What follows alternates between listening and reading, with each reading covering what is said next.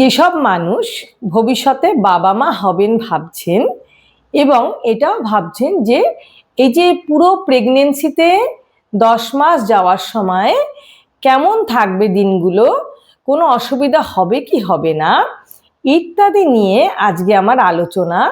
যে জন্মের আগেই, ভেতরে আসার আগেই আপনি কিভাবে জানছেন, যে জানতে পারবেন যে আপনাদের সন্তান পৃথিবীতে আসার সময় আপনি নির্ঝঞ্ঝাটে থাকবেন, কোনো রকম অসুবিধা হবে না। নমস্কার, আমি doctor Swagata Majumdar, consultant gynaecologist. আপনাদের সঙ্গে আজকে আলোচনা করতে চলেছি প্রি কনসেপশনাল কাউন্সিলিং, মানে শরীরে আসার আগেই আপনি কি করে এটা ঠিক করবেন যে সন্তান যে আসছে তার কোনো ক্ষতি হবে কি হবে না। প্রথমে আমি বলি যে যেসব মানুষ বাচ্চা নেওয়ার কথা ভাবছেন অথবা বাচ্চা নেওয়ার কথা ভাববেন, তাদের কিন্তু প্রথমেই ভাবার সময় আমাদের কাছে আসা উচিত, ডাক্তারবাবুদের পরামর্শ অনুযায়ী নেওয়া উচিত। কারণ একটা মানুষের অর্গান জেনেসিস হয় প্রথম কিছুদিনের মধ্যেই, তার মানে ফার্স্ট ট্রাইমেস্টারের মধ্যেই কিন্তু তার যেসব মেজর অর্গান ভেতরে থাকে, যেমন লিভার, হার্ট ইত্যাদি, এগুলো কিন্তু তৈরি হয়ে যায়। ফলে কোনো মায়ের দেহে যদি আগে থেকে রোগ থাকে তাহলে তার ওই অর্গান জেনেসিসের পরে কিন্তু আমাদের ভূমিকাটা খুব কম।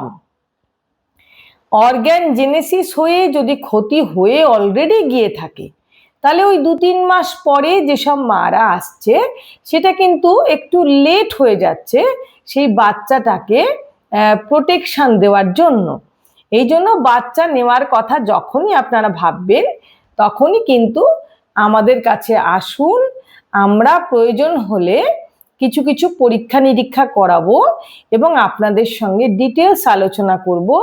আপনাদের পরীক্ষা নিরীক্ষা করে আমরা বুঝতে পারবো যে আপনার দেহের কন্ডিশন এখন কেমন আছে।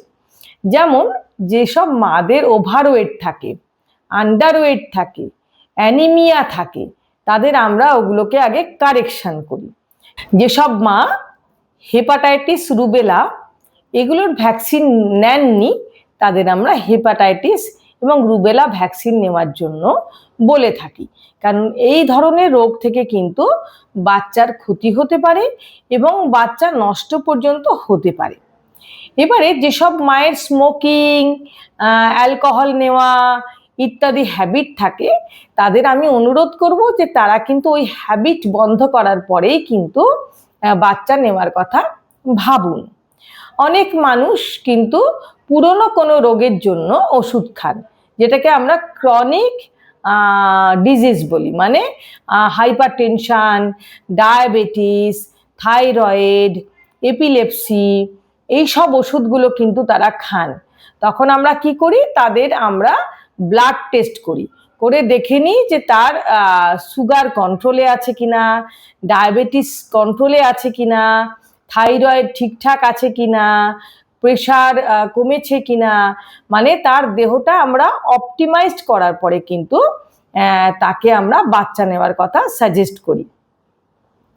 এছাড়া যারা খুব ভীতু, মানে ভয় পেয়ে থাকেন, ওরে বাবা বাচ্চা নেব কোনো অসুবিধা হবে না তো, তাদের জন্য আমরা কিন্তু কিভাবে ডেলিভারি হতে পারে, ফরসেপস কি, সিজারিয়ান ডেলিভারি কি ইত্যাদি ডিটেলস আলোচনা করে তার কিন্তু ভয় ভাঙিয়ে দিই।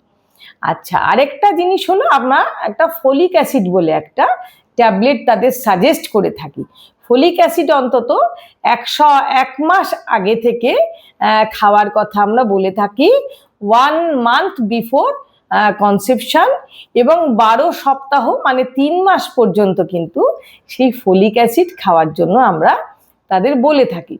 ফলিক অ্যাসিড যদি কেউ 1 মাস আগে থেকে এবং 3 মাস পর্যন্ত খান তাহলে তার কিছু জন্মগত ত্রুটি, নিউরাল টিউব ডিফেক্টের জন্য যেসব জন্মগত ত্রুটি হয় সেটা কিন্তু তার বাচ্চার ক্ষেত্রে আর হবে না। ফলে আপনি যদি বাচ্চা নেওয়ার কথা ভাবেন তাহলে অবশ্যই আগে ডাক্তারবাবুর পরামর্শ নিয়ে চলুন, কারণ আমাদের সমাজ কিন্তু এগোচ্ছে, ফলে আপনার বাচ্চাকে কিন্তু কোনো অবস্থাতেই পিছিয়ে রাখা যাবে না। আজকে আমি এখানেই শেষ করি। আবার কোনোদিন কোনো জরুরি বিষয় নিয়ে আলোচনা করতে আপনাদের সঙ্গে আসবো। সবাই ভালো থাকুন।